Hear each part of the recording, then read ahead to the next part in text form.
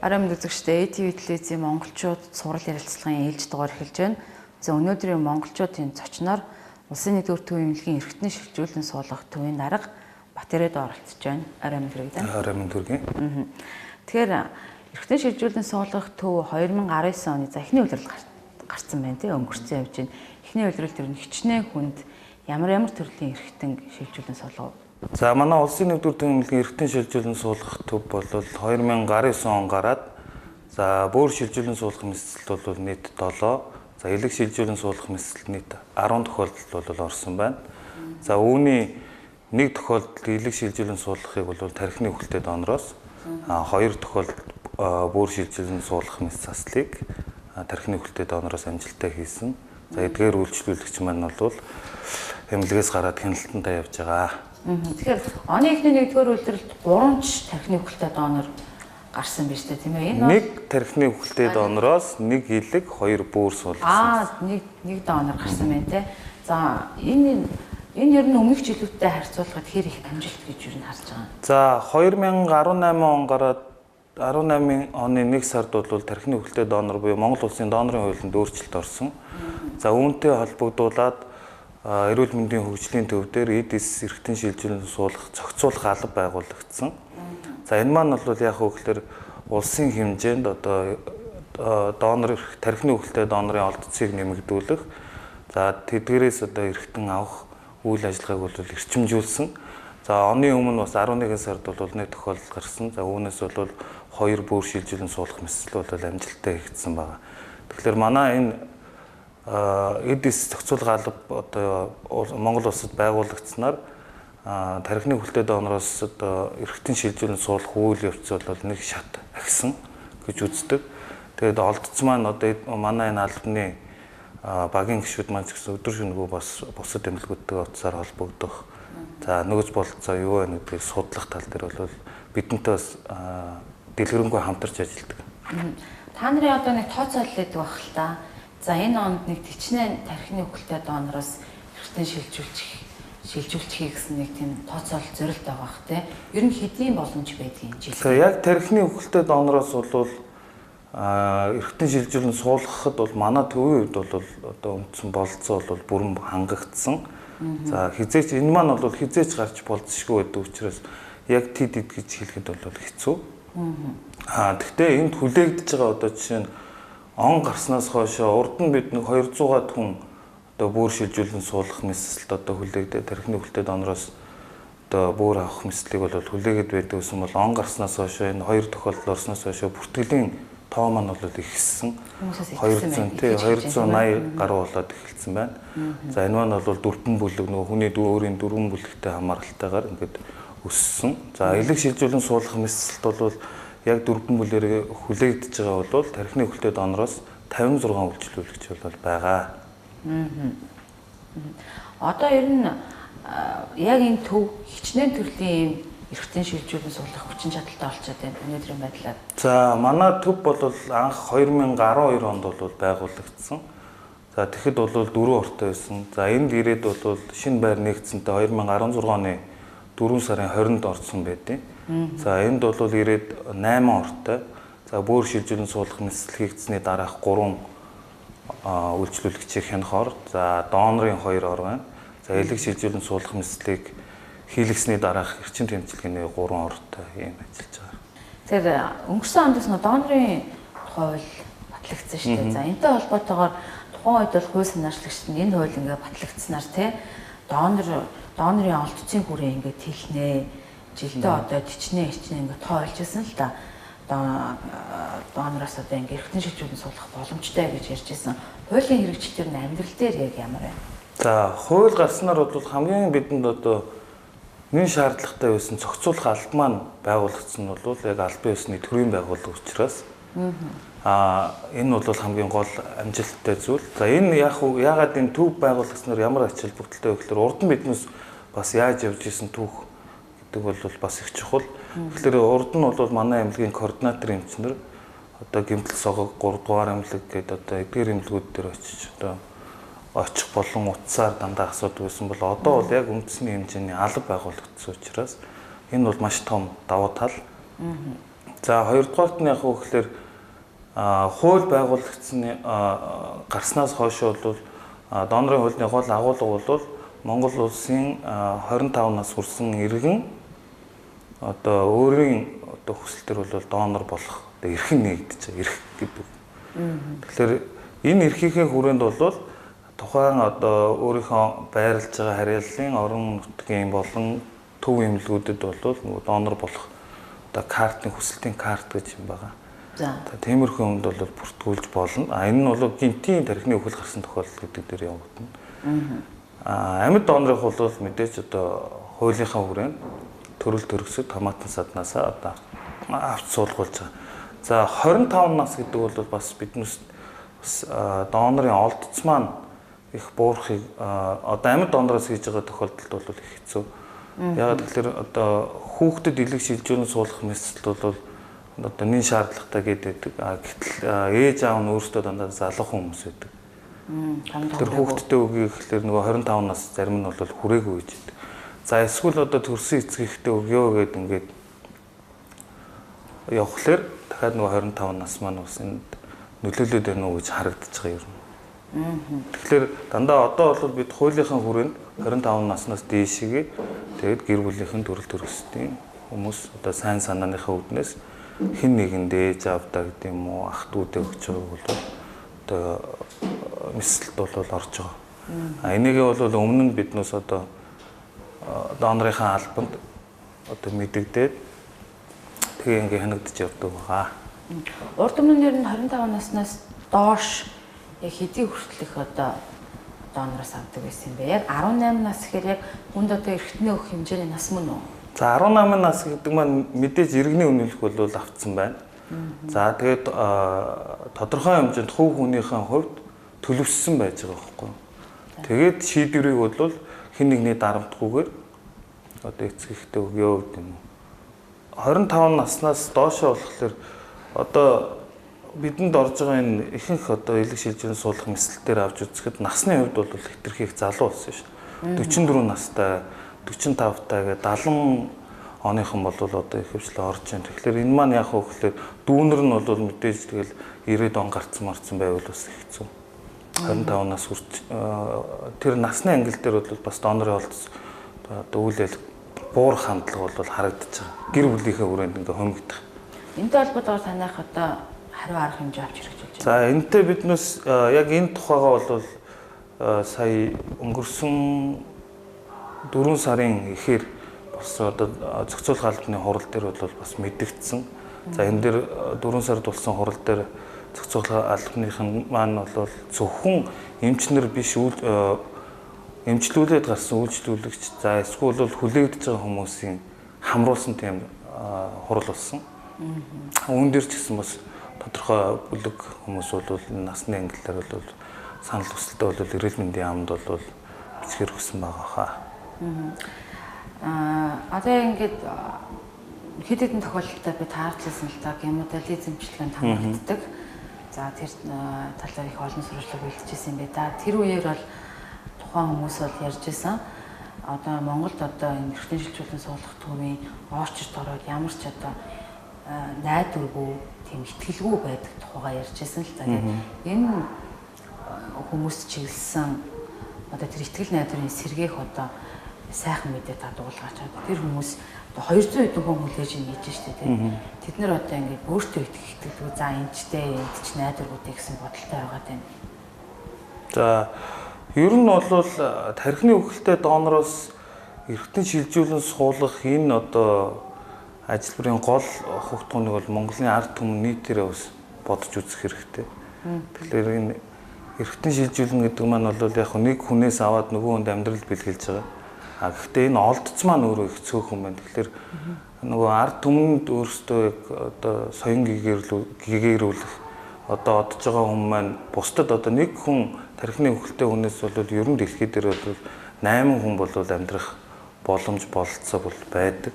За үүнээс бол бидэнд за элэг бүр гээд 3 хүнд амьдрал бэлгэлээ. За дээрэс нь энэ жилээс манай эмнэлэг бол бүгд найрамдах Солонгос улсын Асан төвтэй бас хамтраад нойр булчирхай шилжүүлэх тал дээр бас сургалтууд бол энэ жилээс эхэлсэн байна.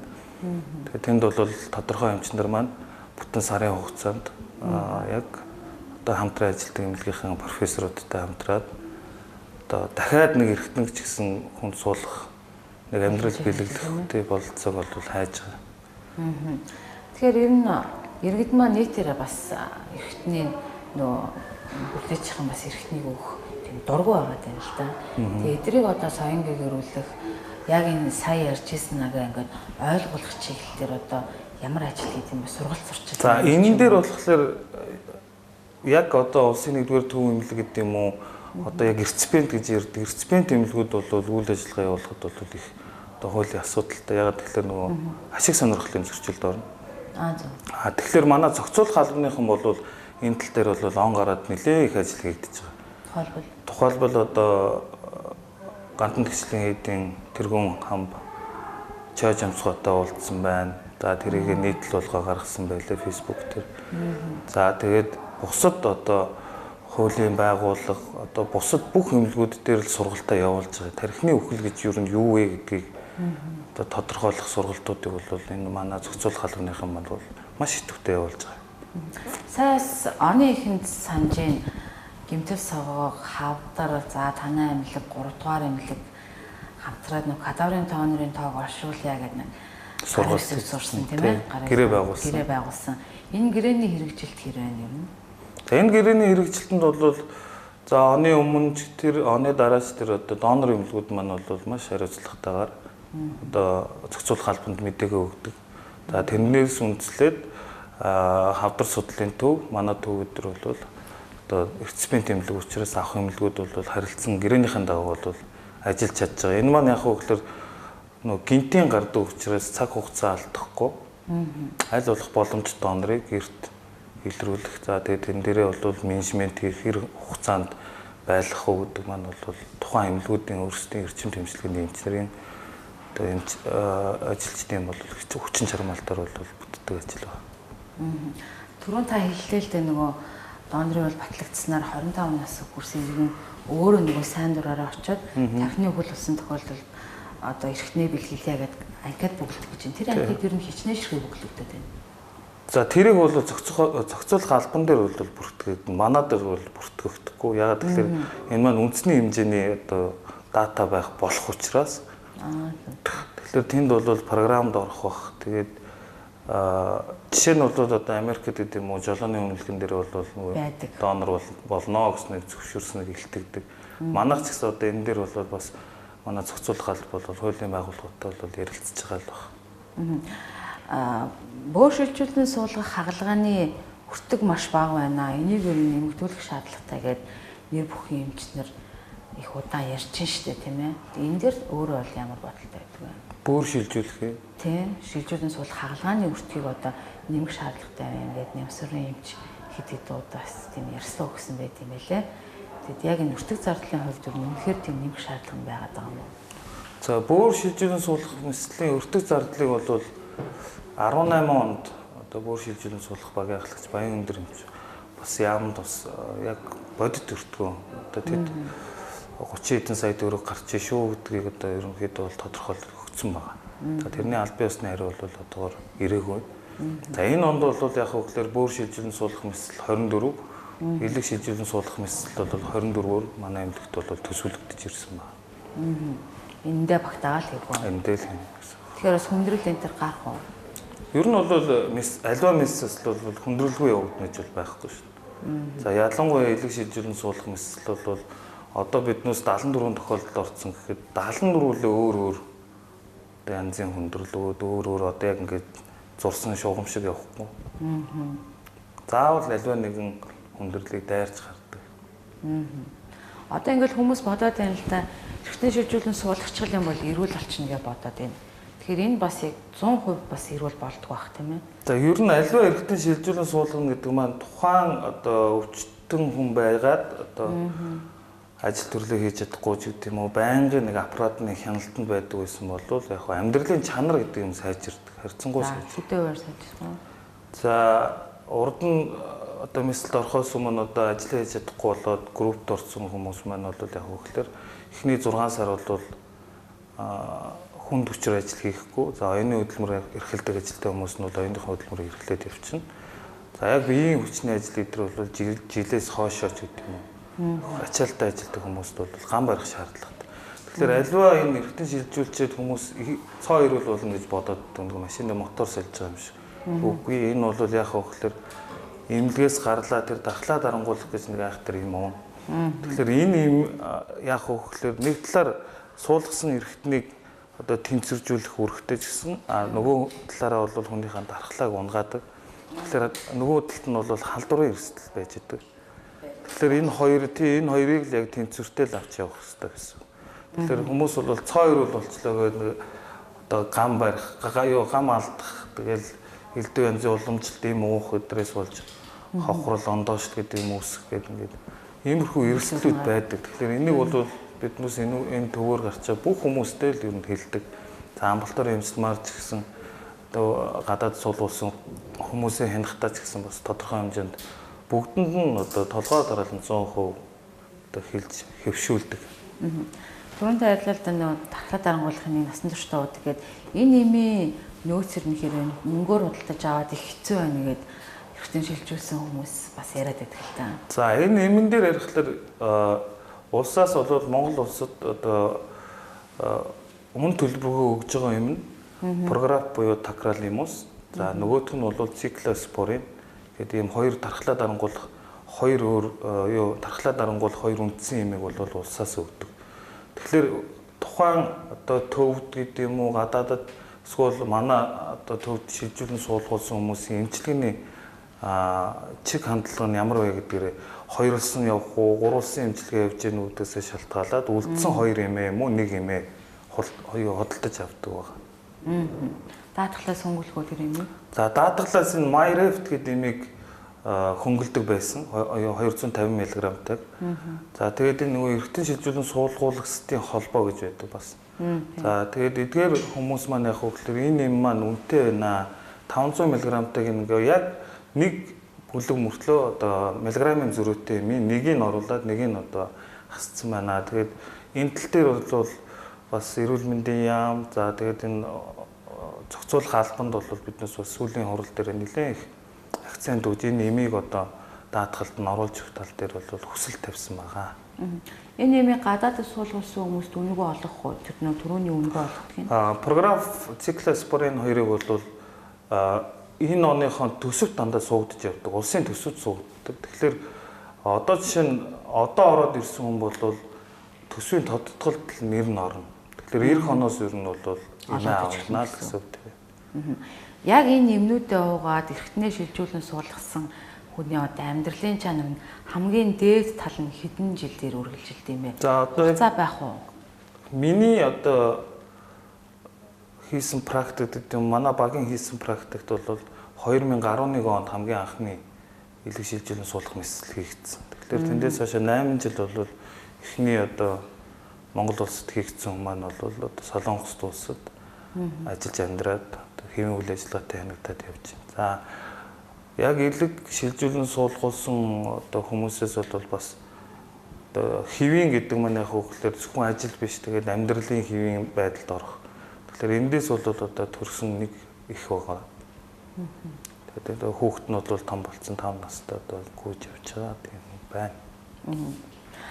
Эргэтний шилжүүлэн суулгах төвөөр охиндоо нэг бөөрө өгөхгүй явж исэн хүнтэй би таарлцсан. Тэгээд маш олон төрлийн шинжилгээ өгдөг. Их хүн шинжилгээнд их өндөр зардал гаргаж ийн гэд явж исэн л та. Тэгээд энэ талаар хэлээд шинжилгээнүүд нь яагаад тийм үнэтэй байгаад байдгийг.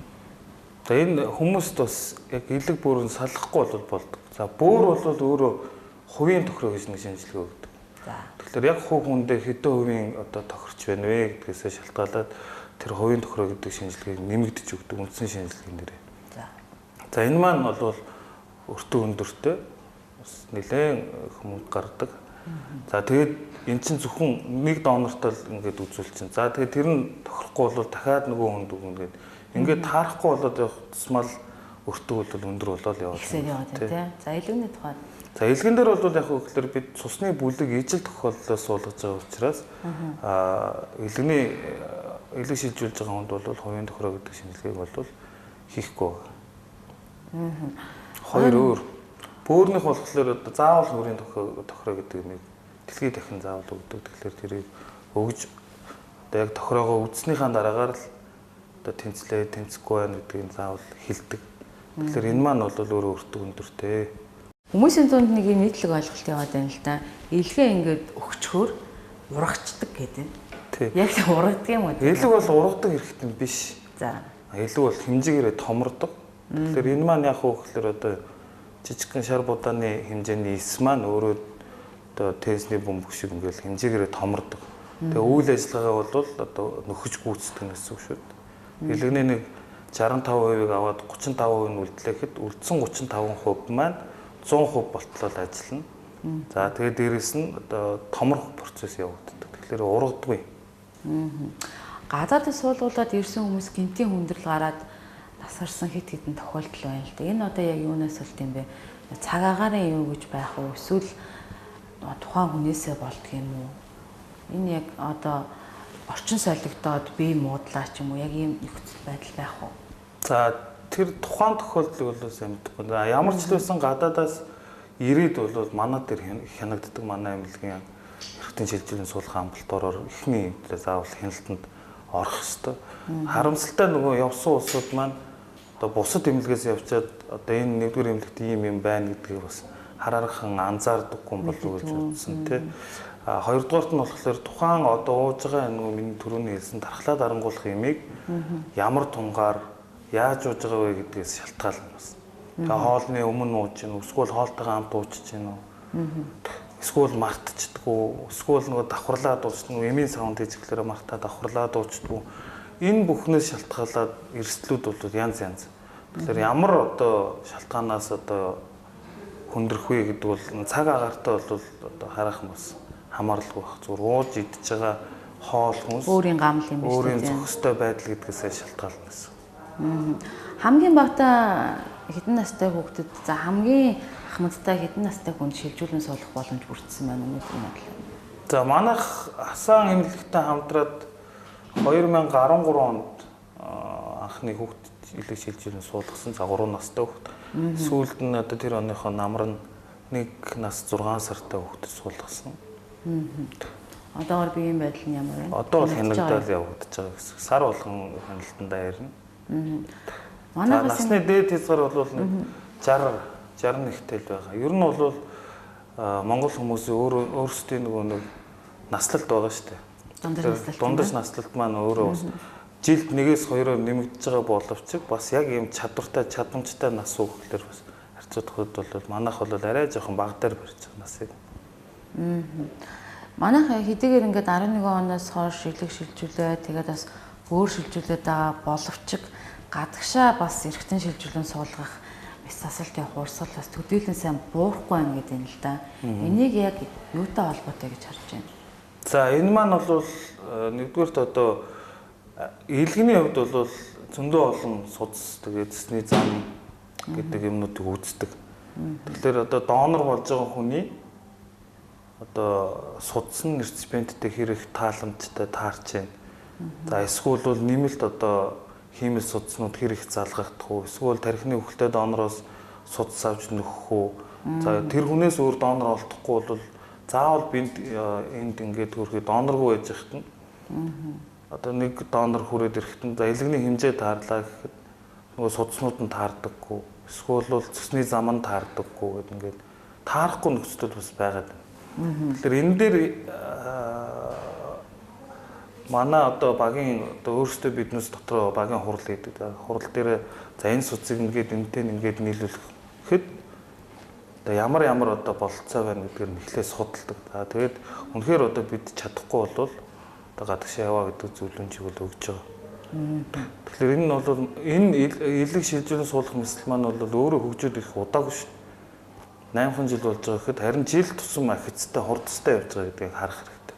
Жилдээ 3-ыг солонгосуудтай хамтдаг гэсэн бол одоо 24-ыг өөрсдөө хийчихдэг болж байна. Тэгэхээр энэ чинь нөгөө хурдсан яваад байна. Гэхдээ бас нөгөө нэг таарах одоо донор гэж байна. Тэг яг ингээд донорын элэгний хэмжээнд таарсан боловч миний түрүүний ярьсан судасны хэмжээ дээр таарахгүй болвол үнэхээр өөр донор байхгүй бол одоо гадагшаа одоо бололцоотой гэдэг нь хэлж өгдөг. Тэр судсуудыг одоо хэрв одоо Монголд хийх нөхцөл нь гэвэл одоо бидний дараагийн алхам бол яг хөө тархины хөвгөлтэй донороос судсыг аваад тэрийг нөгөө хөлдөөх аргаар хадгалаад тийм нөхцөлд бол хийж болно гэсэн үг байхгүй. Тэгэхээр тэр нөхцөл маань одоо хараахан бүрдээгүй. Одоо яг энэ очерт байгаа элэг бөөрийн одоо нэг кадаврын донорын очерт хүмүүсийн хамгийн хүлээж байгаа нэг эмчилгээ нь бол бүлэг ижил хэмжлэг байгаа даа шүү дээ. Энэ дээр ер нь танах ажиллаж байна уу? Элэг шилжүүлэн суулгах мэсэл дээр бол энэ жил биднээс хийхээр төлөвлөгдөд ажиллаж байгаа. За өнгөрсөн одоо 5 дахьд бол бүгд нарамт Солонгос улсын эмч нартай бол хамтраад хийцэн байна. За тухайн мэдээллийг бол бид бас эх 7 хоногоос өвчтөн гайгүй болохоор дэлгэрэнгүй мэдээлэл өгөө гэж бодож байгаа. Бөөрийн тухайд. За бөөр шилжүүлэн суулгах багийнхан маань бол энэ тал дээр бол ажиллаж байгаа. За энэ бүлэг ижилсүүлэх одоо мэсэл дээр бол мэслийн өмнө одоо хийгддэг тэр цусны сивэн шүүдэг эмчилгээ байгаа. За энийг бол манай оюун төлөв хүний ардын эмчийн одоо баг хамт олон маань бол манай элэг шилжүүлэн суулгах багийнхантай хамтраад бас хийгээд бэлдээд эхэлсэн. За үргэлжлээд одоо бөөр шилжүүлэн суулгах дээр бас хийгдэхээр төлөвлөгдөж байгаа юм бол. Тэгэд энэ маань ингээд төлөвлөгдөөд хийгдээд эхлүүл бас хүлээгдэж байгаа хүмүүсийн тоо бол бас ганц нэгээр ч гэсэн буурах бололцоотой л гэсэн. Өртөг зардлын хувьд бас зөв энгийн яг бүлэг таарснаас өндөр үнэтэй байж таарах. Өндөр үнэтэй байгаа. Энэ маань бол одоо бас тэр цусыг шүүдэг өөрөө тийм нэг удаагийн хэрэглэлүүд байна. За тэгээд сивэн гэдэг маань хүнээс авдаг бас өртөг зардал өндөртэй. Тухайн хүнийхэн сивэнг орлуулж одоо сивэнгээр нөхөж хийдэг учраас энэ маань бол зардлын хувьд бүлэг ижил хүмүүсээс бол ер нь өндөр гарч байгаа. Баталгааны хувьд одоо дарааны амьдрах чанарын хувьд эрсдлийн хувьд бол нэлээд бас л өндөр эрсдэлтэй. Ягаад гэвэл энэ маань зөвхөн нөгөө эргэтэн шилжүүлээд ингээд бие махбод нь одоо дөнгөж тогтворж байгаа. Дээрээс нь бүлэг өөр гэдэг маань бас л одоо халдвар авах эрсдлийг бүр илүү их нэмжин л гэсэн. Тэгээд хэрвээ ингээд урт удаан хугацааны хяналтанда аажимдаа бол одоо өвчтөн болвол одоо үйлчлүүлэгч бол эрүүл мэндийн чадамж нь сайжирна л гэсэн. Та бүхэн ярилцах цаг бас дуусж байна. Тэгээд миний асуугаагүй үлдсэн үзэгчдтэй хэлмээр мэдээлмээр байгаа зүйлээ бол таас хэлж болно. За тэгээд ер нь бол бид энэ онд бол бас зохицуулах албатайгаа хамтраад элэг шилжүүлэн суулгах мэслийг яг энэ оны 1 сард бол яг өөрсдөө бие дааж анх удаа хийсэн. Тэгэхээр энэ төрлийн аливаа мэсэл бол нөгөө тархины үхэлтэй донороос авч явбал одоо эргэтэн шилжүүлэн суулгах мэсэл бол илүү хурцтай болох ёстой. Амьд донороос бол Азид голцоо хийгддэг учраас нөгөө Азуудын өөрсдийн зан чанар нь төрөл төрөсөд гэдэг чанартай байдаг учраас одоо илүү их одоо сэтгэлгээ өндөртэй байдаг. Тэгэхээр энэ тал дээр бол манай ард иргэд бол тархины үхэлтэй донороос одоо эргэтэн одоо яаж хандуулдаг, эргэтэн яаж аваад ямар хүмүүс суулгад ингээд одоо амьдралын чадамжгүй найдваргүй болоод итгэл найдвараа алдсан хүмүүс амьдралыг одоо шинээр харах, цонх болох. За тэгээд эрүүлэнх амьдрахад нь цаашлаад одоо монголчуудын хэлдэг буян заяанд нь гэдэг юм уу илүү их өргөөжтэй байх гэж бодож байгаа. Энийг бас хомсрлаа тийм ээ. Тий. За цаг гарган бидэнтэй ярилцсан танд баярлалаа. За баярлалаа. Үзэгчдээ ТV-ийн монголчууд цуврал ярилцлага энэ төрөөр өндөрлж байна. За өнөөдрийн монголчуудын зочноор улсын 1-р төвийн эмнэлгийн эрхтэн шилжүүлэн суулгах төвийн дарга Батэрээд оролцлоо.